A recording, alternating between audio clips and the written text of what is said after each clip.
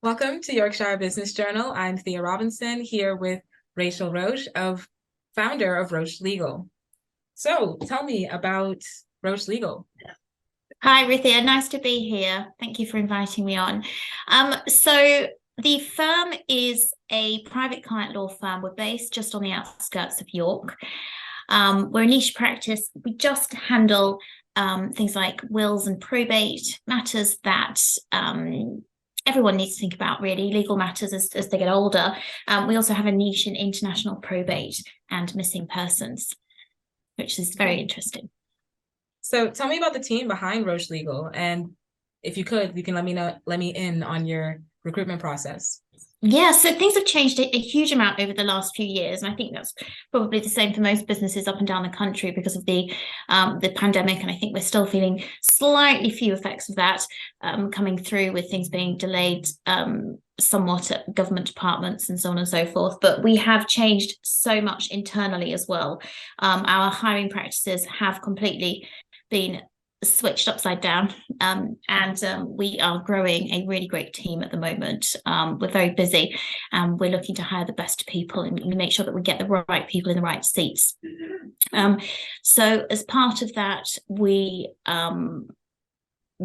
ask prospective team members to complete behavioural and cognitive assessments and get them to complete some other tasks that are aligned with the role that they're applying for as well, so that we can get to know them better. We can make sure that when they are applying for a position, that they're applying for a position that they are going to themselves feel very fulfilled doing. And it also helps team members to understand each other so that we can all work together in a way that is conducive for everyone.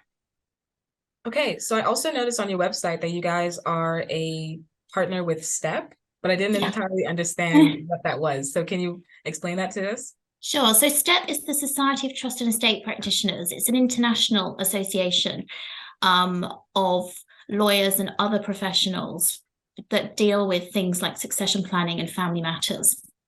And being a member of that is really the top tier of advisors in the world, really, that do that kind of advice. So I'm a member of STEP. My colleague is going through some qualifications at the moment to become a full member of STEP. And as part of that, we are also a STEP employer partner. So we have been accredited by them. And essentially that means that we are heavily invested in making sure that we are giving our team members the skills and the opportunities for extra study for them to be the best that they can be. Okay, so Roche Legal offers many legal services, but what would you say is most commonly requested service, and how does it differ from the competition? Yeah, so we we do an awful lot of probate and estate administration. So that is to do with when people pass away. People may have heard of the word probate, perhaps not sure what it is.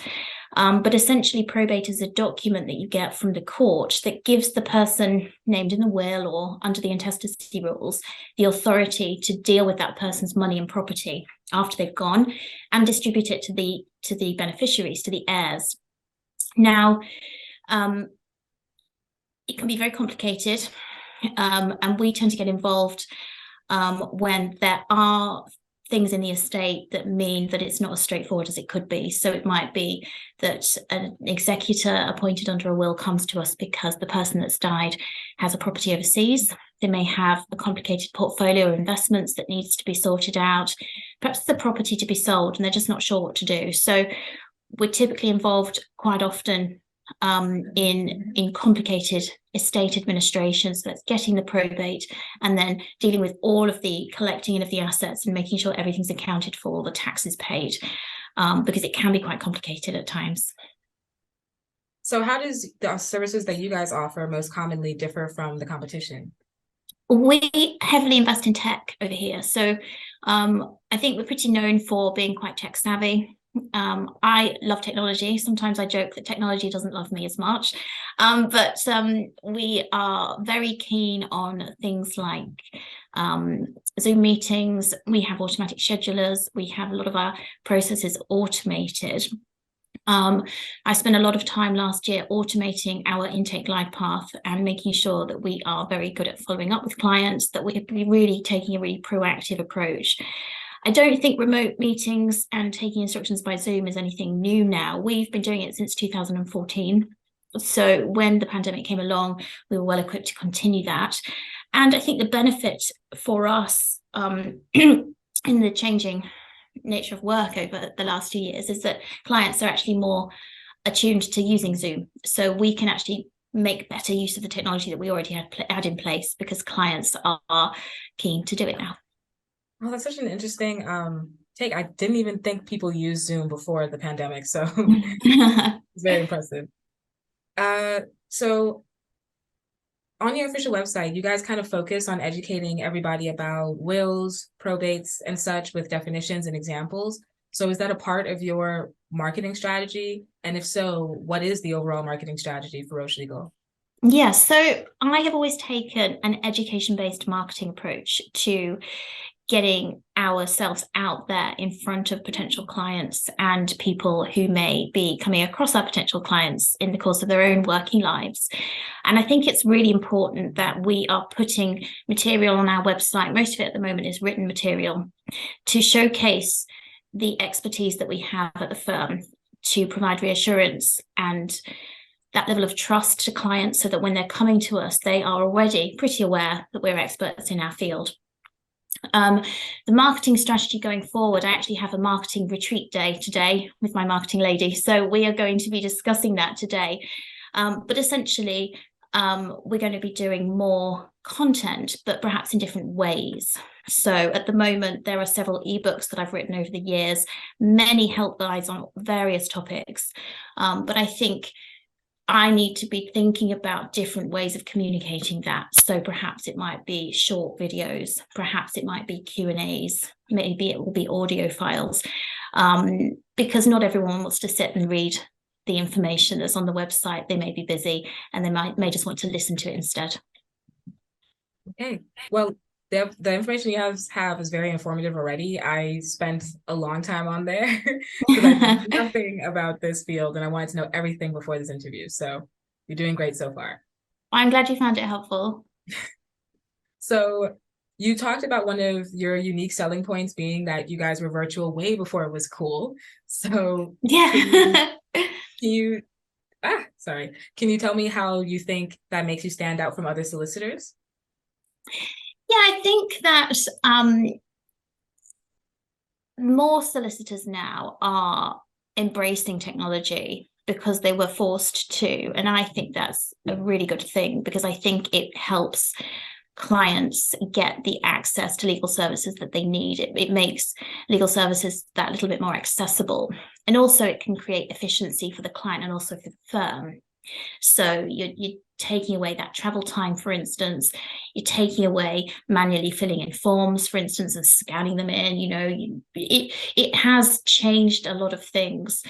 I don't think our unique selling point now is the fact that we are pretty advanced with tech that we use in the back end of the firm, or that we do Zoom meetings. And I think if firms aren't doing that, they're on the back foot rather than they're putting it out there as a unique selling point. But I think our service levels have definitely increased a huge amount over the last few years because of the volume of work that we're getting. So I have had to build in automations, for instance, and other ways of ensuring that we are continually remaining proactive. And I think in the service industry, one of the best USPs that you can have is over service delivery. And that is continually in my mind, right from the moment that the client contacts us, right the way through the intake glide path and out the other end when they had decided to instruct us. And then, of course, throughout the matter. So a lot of my time at the moment is taken up in strategizing, implementing, building out systems and processes to make sure that that client feels completely handheld all the way through. Okay. Sounds like it's a very supportive service. Yeah, and that's the ultimate aim. I want to be providing value from the moment that that client comes through the door, the figurative door, because it's usually an email. So already I can tell there's a lot of working with not only your clients, but I wanted to also talk about collaborations with other or initiatives. Have you guys done that recently, and what have they been? Yeah, so this year we're just on the 3rd of February, and we have already created a partnership with 2 police federations. So we're running clinics once or twice a month over at North and West Yorkshire Police Federations, where we are providing our, it's usually will advice to current and retired former members of the police service. We've also partnered with Bluebird Care, and we are doing a really nice afternoon tea in a couple of weeks in aid of Dignity Action Day. So we are increasing the amount of collaboration in 2023. And I think that's become easier because things are back to normal. You know, people are wanting to come to afternoon tea days. People are wanting to go to clinics. So we're really running with it. And it's really exciting because I like getting out and about and meeting people. Okay, so beyond 2023, are there any plans for collaborations? Yes. So I also spend a lot of time creating our network of people that we need around us, so that if a client, for instance, comes to us and says, oh, we need somebody to do X, Y, and Z, and it's not within our wheelhouse, we will be able to refer that out to somebody who is a trusted partner of the firm. I'm also doing a lot of work in America. So I'm over there every 3 months. I am doing talks with the New York State Bar Association. There's another one coming up. I think they're talking about doing a podcast or a webinar series based on the talk that we did just in November with colleagues all over the world. So there's a lot of activity. There's loads of activity happening in 2023. So at times it feels pretty frenetic, but it's all really exciting. And we've been given some incredible opportunities already this year. So I'm sure there's only good things to come. Okay, well, is there anything else that you want to inform us about when it comes to Roche Legal? Just that I am really happy with the growth that we're seeing this year. We are looking to recruit.